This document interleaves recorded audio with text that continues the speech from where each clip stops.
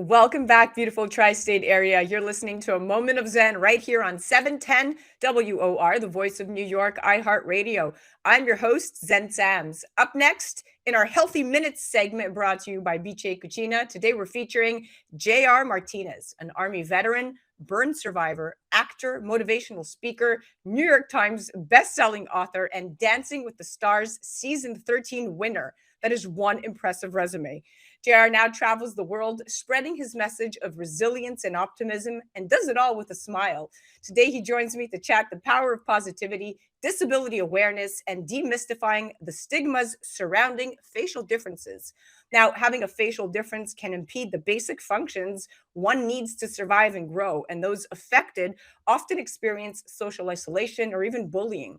In the US alone, 1 in 700 children is born with an orofacial cleft, and 1 in 1,600 is born with facial asymmetry, a missing ear, a jaw deformity, or a defect of the skull, nerves, or even facial bones. Furthermore, each year in the United States, 1.1 million burn injuries require medical attention. Approximately 4,500 of these people die. Up to 10,000 people in the US die every year of burn related infections. Welcoming now to the show is the amazing J.R. Martinez. Welcome, superstar. Oh man, thank you for that introduction. It's like, how can I record that and essentially use that and put it on loop every time that I just walk through my house when I wake up in the morning? That was a bad introduction. I don't know if I can say that. Sorry. But thank you for that introduction. It's a pleasure to be here. And I just want to say, one of the two things that I want to quickly just touch on is thank you for saying burn survivor. A lot of people say burn victim, and us in the burn survivor community, we always refer to ourselves as survivors. The moment that things happen to us, we're victims. Every moment beyond that we're alive, no matter how we're living, we're still alive and we're trying to live. We're working towards getting back to that place.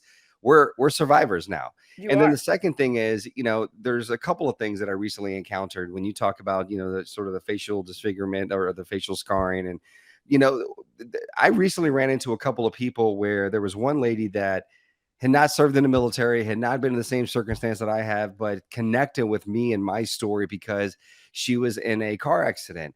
And now she's had to have facial surgeries and is this ongoing process that she's constantly navigating. And so she connected with me. And then a friend of mine here where I live in Austin, was talking to me about a friend that was just kind of burning some stuff in a pit outside and just kind of threw a little too much on it and got second-degree burns. And so the reason I bring all that up is that you never know when you all of a sudden find yourself part of any community. And so it's important to just be receptive and open to the stories and the individuals that are a part of those communities, just because you just never know. You just And I never know. and I'm not wishing anything negative. I'm not asking people to live in fear and to think that, oh my God, today something can happen. No, what it should do is make us be that much more grateful for what we do have, and that much more appreciative for the people that are out there that are doing it and representing and letting us know that at the end of the day, no matter what we're going through, there's other people going through it just like us. You said it. Amen. So now let's walk the audience back. In 2003, you sustained severe burns to over 34% of your body while serving as an Army infantryman in Iraq. And since your recovery, you've traveled around the country speaking about your experiences to veteran groups, schools, corporations. Can you tell the circumstances that led to your burn injuries and what were the most significant challenges you faced during your recovery and rehab process? Yeah, thank you. So on the 5th of April of 2003, obviously this is early on in the war in Iraq, and we were patrolling through a southern part of southern part of a Karbala, and we were essentially given a task that we had to go to another part of the area to secure this area. And I was the driver of the Humvee. There was three other troops in the vehicle with me, and I always tell people when you're away from freedom and family and friends, the thing that kind of fills that void is humor. And we found ourselves, just kind of clowning, just passing the time, and just kind of allowing moments to go by. And all of a sudden, my front left tire ran over a roadside bomb. Immediately, the other three troops were thrown out of the vehicle. They all walked away with minor physical injuries. I was trapped inside, and I was completely conscious for the next 5 minutes while this Humvee was engulfed in flames. And my team couldn't come and pull me out any sooner because we had ammo in the Humvee. And of course, with the heat, it was just, shooting rounds off everywhere. And so, war is a game of numbers, and as much as you want to save one of your own, and in this case me, you also can't jeopardize two or three or four other people. And so they had to wait for things to kind of cool down and for them to set up a perimeter and figure it out. By that time, like I said, it had been 5 minutes, and listen, I was screaming and yelling at the top of my lungs. I was in pain. Yeah, I mean, I literally thought I was going to die numerous times over the course of those 5 minutes. And like anybody that has had a similar experience will tell you, time slows down, and you have nothing but time but to process and think about, and everything that you were experiencing in that moment, what your life will not become, what you wish you would have done, the people you love, the people you miss, all those things. And sure enough, 5 minutes later, I was pulled out of the Humvee. I was put into, taken to a local medic station set up in Iraq, where I was put into a medical induced coma. From there, I was taken to Lawrenceville, Germany, went into emergency surgery when I got there. And then they brought me back to the United States, and I went to the burn center for the military, which is in San Antonio, Texas. And I was 19 years old when this happened. And as anybody that is listening right now that you can recall, when you were 19 years old, you're still trying to figure out who you are, what you are. A key word that people like to use is identity. What's your identity? Who you are, and where do you fit in your world, whatever your world may be, your city, your town, your state, this country, the world, etc. And I was no different. And I came out of my coma 3 weeks later, and I saw my face and my body, and as you can imagine, I was like, wait a minute, I don't know that individual. Because the individual that I knew, I relied on my looks, I relied on my physical appearance. That was what I had my entire youth. No one ever came up to me and said, you have an amazing personality. Like, everyone was like, oh, you're handsome, you're cute. Well, that's the kind of stuff you throw around these days. And that And was then a that was all challenge. gone, literally, And and it you was had to literally start all from gone. I mean, I scratch. was a completely brand new person and didn't recognize that individual in the mirror. And I mean, what people are seeing now is very different than what I was 20 years ago. And then also too, I And asked the what question. role did your military training and experience play in shaping your mindset during your recovery? None of it. No, I mean, None of it? honestly, I mean, at that point, at that early in the process, It you are was thinking you are 100% in the victim space. 100%, you are the only one. You cannot think clearly. You are not thinking logically. You are not thinking that there's possibly something positive going to come out of this. And that process, for me at least, I know there's some other people that, immediately are able to turn that switch. But I didn't have the extensive amount of military training. Listen, I joined in September of 2002. Um, I was deployed in March of 2003, and I was injured in April. I mean, no, that's yeah, 7 months. I mean, yeah. I didn't have a lot of military training behind me. And so, needless to say, like, but one of the things that was instilled in me in that short amount of time was this concept of service, of being a part of the military. I loved it. And like every other service member that has been injured, I asked my doctor the question, when can I get out of the hospital? When can I recover? When can I go back? And that's when he told me that I was not going to be allowed to stay in the United States Army because of the injuries. Now, that was more of like believe it or not, the final punch that I took. That to me, it was like, you're taking away both of my identities, meaning the Oh, physical yeah. identity that I have, and also the identity of being in the military, of being of service, being in uniform. Yeah, And that must have really been jarring. Now, we have 6 minutes. I wanna get through this because this for is like a sure. double segment. Now, I wanna point out your acting career, so I'm gonna fast forward to Hmm. 2008. You were cast on ABC's daytime drama, All My Children, and your character also served in the army in Iraq and was injured in Yeah. combat, and then you appeared on the season 6 finale of Army Wives as a physical therapist treating injured vets, so you were able to relate to that character, and in 2013, you began on the syndicated SAF 3, portraying a Los Angeles County firefighter paramedic. And then you went on to Dancing with the Stars. Now, that was epic. And of course, you won. How did your experiences as, of course, a burn victim influence your Hollywood career? And how do you really cope with any underlying physical or emotional difficulties that resulted from those injuries while you're in front of the camera? Well, I got to tell you, I was incredibly blessed that all of those opportunities were willing to incorporate a lot of my real life experiences, and that made it real. So in some cases, I really wasn't acting; I was just telling the story of myself and a lot of people that I've Identity. identity. I was essentially telling the story of all of us, and so I was allowed to authentically just kind of be myself. I just had to figure out how to really act it out. Meanwhile, I had been living it my entire life up until that point, and so listen, I think, a lot of what I have been through has prepared me for those big stage entertainment opportunities as a speaker now, when I'm in front of audiences, when I'm in public and people are looking at me. I think you develop this ability to where you have to say to yourself, if I give the power to every single individual that looks at me and does a double take and stares at me and never comes up to me and asks me what happened or what's your name or hello, they just want to stare at me from a distance and pretend that I don't see them. What that does, what I've learned over this injury is that I learned how to take the power back from those situations. I learned how to dictate the conversation. I understand, like, if someone's staring at me, I'm going to approach that individual because it's like, you're making me feel very uncomfortable and you're making me even more self-aware about the things that I am carrying on my body. Yeah, So I'm just going to go up to that individual, take the power back, and I'm going to say, hi, how are you doing today? What's your name? And exactly. literally, and when you do that, people are like, oh, hi, my name is, and you start a conversation. Yeah, And then before you know it, however long that conversation lasts, you end it. You never touched on what happened to you. You never touched on what's life like. You never touched on how did you overcome it. You touched on, you connected as a person. You connected as a husband. You connected as a parent. You connected as a entrepreneur. You connected as a lover of coffee because you're in a coffee shop waiting in line. Like, that's yeah. what you connect on.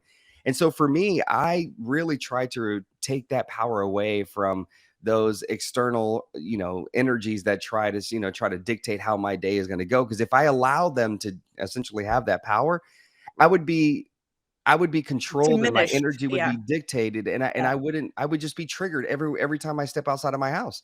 And so True. for me, I And was like, I'm taking control. you are, and that's what I love about you because you are the definition of how success is not measured by what a man accomplishes, but by the opposition he has encountered and the courage with which he has maintained the struggle against overwhelming odds, and that's what you Yeah. did. Now, how do you maintain a positive outlook and continue to inspire others despite all the challenges that you faced? Listen, I'm going to tell you one thing I did not touch on. I think it's important to touch on is obviously the physical recovery was incredibly difficult, but the most difficult part of the recovery process for me was mental, was emotional. Was it wasn't easy, and it didn't immediately happen when I got out of the army at 22 years old and I went into the civilian world, as we refer to it, and I just was like, I'm happy, I'm positive. No, I put on a front. And but behind closed doors, I was unhappy, I was depressed, I was drinking a lot. I was not in the best place in life, and it my life really changed when I finally understood what it meant to be vulnerable, and I found the right people that I could be vulnerable with. That's when my life really changed. But to your question, as far as like how do I stay positive? Listen, I practice positivity daily. I mean, it is not something that I just wake up and I'm just like, here we go, it's gonna be a great day. No, like, I'm a human being, and there are things that try to beat me down every single day, like all of us. The biggest thing that I try to focus on, and the thing that keeps me in that space of being positive most of the time, is people say never look back. Well, I tend to look back. I look back every now and then because I look at a situation that I overcame before. I look at a situation that I didn't think was going to work itself out, and it did. I think about everything that I've endured, everything that I've overcome. And so what I do is I apply that to this very scenario where things aren't necessarily going my way. And I can sit here and say, you know what? But you're good. You're good. Just stay with it. Just trust. Also, too, listen, I'm not going to sit here in front. I pull energy from you and people out there in the world that have incredible stories, incredible experiences. This isn't a thing that I can navigate by myself. I am being motivated by people that are out there in the world that are sharing their stories with all of us. And I see that and I'm just like, life is beautiful. And the biggest thing I keep telling myself, no matter what it is that I'm going through from a career standpoint, from a, relationship standpoint, from whatever, you name it, I always say to myself, this isn't it. This isn't it. And that was one of the biggest things I told myself when I was 19 years old after I saw and understood the severity of my injury. Is I kept saying to myself, this isn't it. This can't be it. There is more to life. This isn't where I'm going to be placed and be stuck.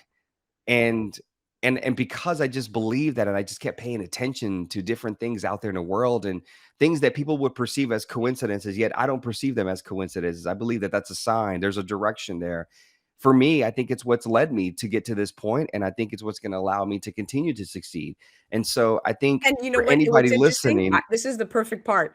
Beauty is really this is what we talk about. Beauty is having a beautiful soul, what you do, yeah, that manifests on the outside, and the most beautiful people I've met really are those with scars. I mean, yeah, be confident, be listen, I strong, love be my scars, proud of the man. skin you're in, I never love forget to my scars. smile. Yeah. My scars tell a story. They tell you that I've been through something, but they're telling you that I'm still going through something, but they're also telling you that I'm willing to show up every single day. And so whatever that scar may be, whatever caused that scar, doesn't matter. Own it, embrace it. Like, who cares if somebody, because if you're worried about somebody else and like, oh, how are they going to perceive that? Let me tell you something. That individual either has a bunch of scars that they don't want to show because they're not completely comfortable yet, but like, everybody has it. And here's the crazy thing, and I know you Hold probably on, can't hold that thought, go because for I'm it. going to Go come for it. back an extended segment because we've run out of time here on live radio. But I just want to direct I people to your told you I social talk media. a lot. I know we're going to direct people to your social media handle, but we will come back for extended segment. And guys, if you want to hear more of what we're talking about, you can also check out the extended segment on the YouTube channel, of course, and on OTT and OTA. But definitely check him out. J.R. Martinez, Army vet, burn survivor, actor, motivational speaker, New York Times bestselling author, and of course, Dancing with the Stars season 13 winner. Check him out on the gram at I am J.R. Martinez. You're listening to A Moment of Zen right here on 710 WOR, the voice of New York, iHeartRadio. We'll be right back after this. A Moment of Zen is brought to you by Your Home TV. Hi, this is Kathy Ireland here on A Moment of Zen, brought to you by Your Home TV. We've developed an all-inclusive subscription-free network that you're going to love, whether it's financial freedom, fashion, beauty, health and wellness, wonderful weddings, travel and culture, cooking, entertainment, and short-form documentaries, programming for everyone.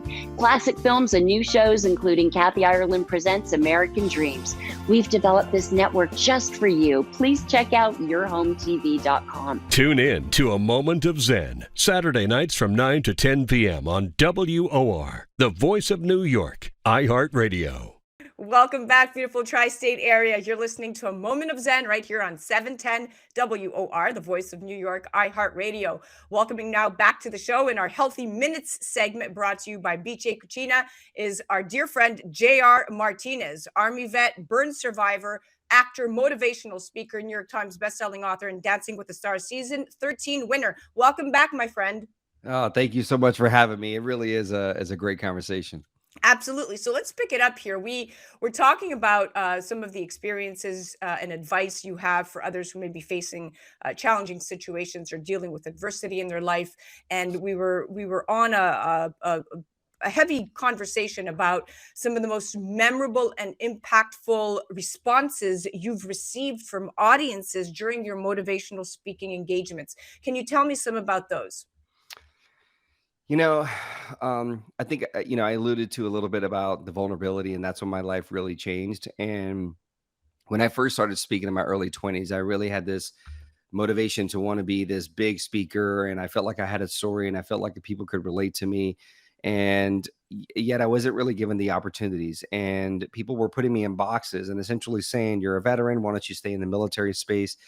And that was disheartening, to be completely honest with you. And all that did was trigger me, because that was just rejection, and that was a whole underlining of like emotional things that I hadn't dealt with from my childhood and my early 20s. And all of it was doing was triggering me and bringing all those things, emotions, to the surface. And but when I look back at my early stages of my speaking career, I realized the reason why I wasn't having the outcome or the opportunities presented to me the way that I wanted was because I wasn't really necessarily being vulnerable. I was essentially hiding behind this shield of, I'm a veteran, I served in the military, and people would throw out the word hero a lot. And I was just sort of hiding behind that. And I wouldn't really expand on the challenges and the issues that I was experiencing on a day-to-day, honestly. And when I finally started to open up is when I finally started to really connect with audiences now, where I'm completely transparent with a bunch of strangers. I mean, a lot of them are strangers to me. I mean, they may be familiar with me, but I'm not familiar with them, most of Right. them. And I'm willing to just go out there and say, listen, this is who I am. But how did I get to that point? I got to that point because I started doing it on a smaller scale. And the more that I kept doing it, I started to realize, oh, people don't knock you down. They hug you. They embrace you. They build community around you, and they say, it's okay. I can relate to that.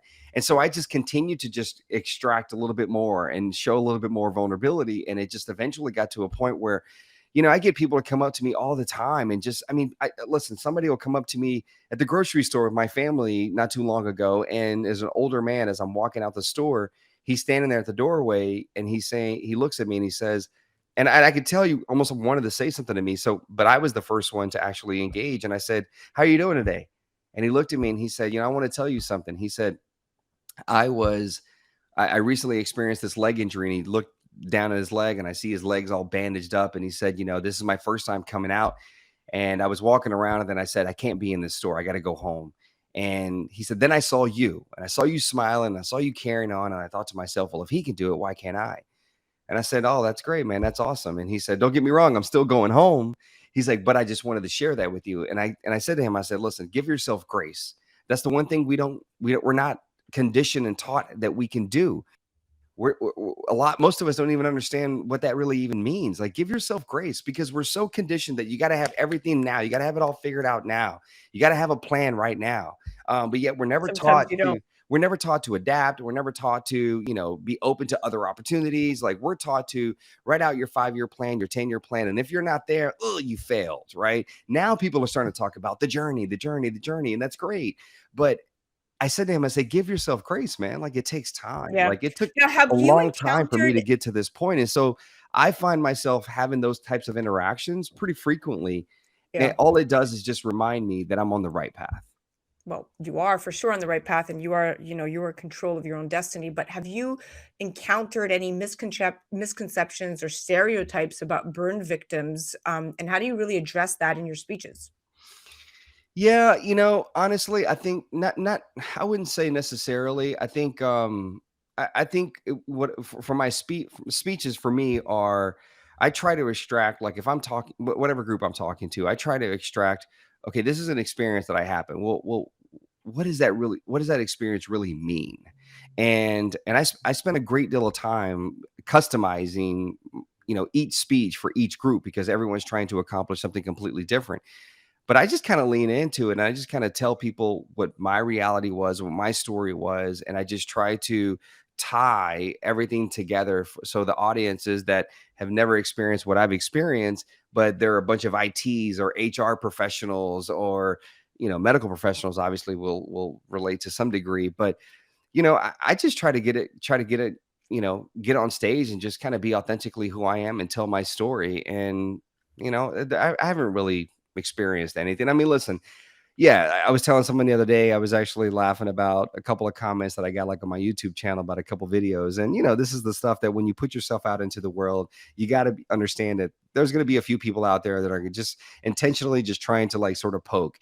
And one guy commented, I'm assuming it's a guy, but somebody commented at one of the videos saying, why would you listen to anybody that has 1.5 eyebrows?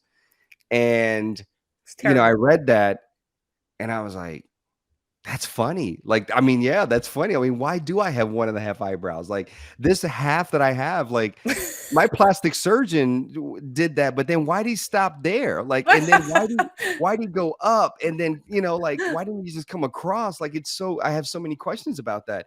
And then there was somebody else that said, commented and said, oh my God, it looks like this dude literally did he said, what did bro do? A face dive on a hand grenade? And I'm like, kind of, maybe, Sort of. Sort of. A little bit. Now, I kind of drove over it, not necessarily people are tripped the so tail on it, shallow, but, so shallow. yeah, but my point is, like, I'm so secure in who I am and what I am It doesn't. that none of that stuff bothers me, because I've seen over and over, it's been proven to me over and over and over and over and over, that it's not about my physical scars, that people are attracted to me on whatever level. Like, I mean, I remember there was a point when I was in the hospital. You can't see it. It's up on the wall and behind me. But I remember I was like, oh, I'm never going to have a girlfriend. I'm never going to have a family. Everyone's never going to want to date me. No one's blah, blah, blah. No one's ever going to hire me. I'm never going to have a job. Like, I'm literally going down. I'm feeding it myself. I'm creating the story myself. And all of a sudden, I get listed as one of the sexiest man alive in People magazine. And it's like, what? I never would have associated myself as somebody to be sexy. No way. I But mean, yet, your story is sexy. You're a sexy motivational speaker, and everything about you, your energy. I mean, men, women, people alike, they'll be attracted to you again for your personality. So for the yeah, times and it's that it was never told that your personality is just that bright light, well, now you have to come full circle to yeah, lose your exterior so you could be told just how attractive you really are. And that's yeah. really the truth. Now, are there any particular initiatives or causes related to burn victims or veterans that you're actively supporting or advocating for?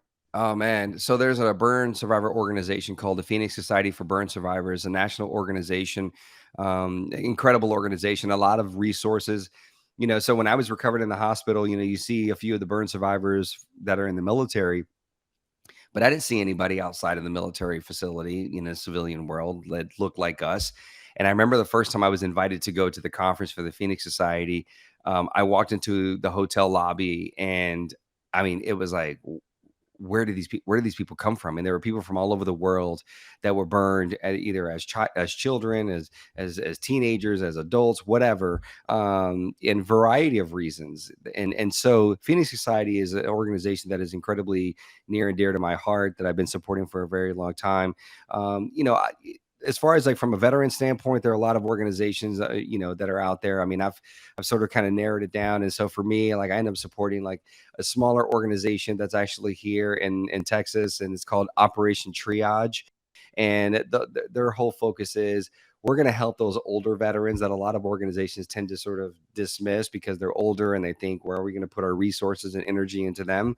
And this organization encounters Vietnam veterans that are 70, 80 years old. Living conditions are horrible, didn't realize that they were actually entitled to benefits, and they never received any benefits.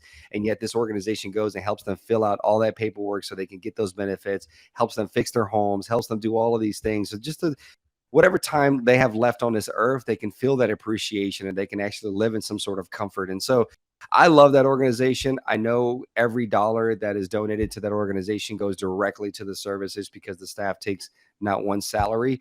They do this as from the kindness of their heart, because they're all retired and they're already got their own pensions and good and set. And then also another organization that is really close to me, and I appreciate you allowing me this opportunity to shed some light on that, is A Call to Men. And it's an organization that is essentially out there to sort of break down what they refer to as, kind of pull men outside of the man box. What does it really mean to be a man? This element of being vulnerable, this element of treating women a certain way, of being a voice for women, of being open and inclusive to her emotions, and, sort of setting that example for the next generation. And so, those are three organizations. I used to be really spread thin and do a lot of things for a lot of organizations, and there are a lot of great groups out there. But I could tell you that those three are ones that I pretty frequently connect with and, support. I love it. You are amazing. You're doing great things, keeping your head up high, and you are really making a huge, huge impact out there within the communities. Thank you so much for coming on. Well, thank you so much for inviting me. It was a pleasure to have this conversation. I hope everyone took something away from this conversation, and, hey, we'll do it again one day. Absolutely, guys. Absolutely. We're definitely going to do it again. Guys, definitely check out JR Martinez, Army veteran, burn survivor, actor, motivational speaker. Definitely check him out on the gram at I am JR Martinez. That was our Healthy Minutes segment brought to you by Bice Cucina. Remember, the tests we face in life's journey are not to reveal our weaknesses, but to help us discover our inner strengths. We can only know how strong we truly are when we strive and thrive beyond the challenges we face. All the energy in the universe is evenly present in all places at the same time. We don't get energy, we actually release energy. And the triggering mechanism to release energy, guess what? It's desire. When you have a strong desire to do something, you're always going to have the energy to do it. You're listening to A Moment of Zen right here on 710 WOR, the voice of New York, iHeartRadio. Don't move a muscle. We'll be right back after this.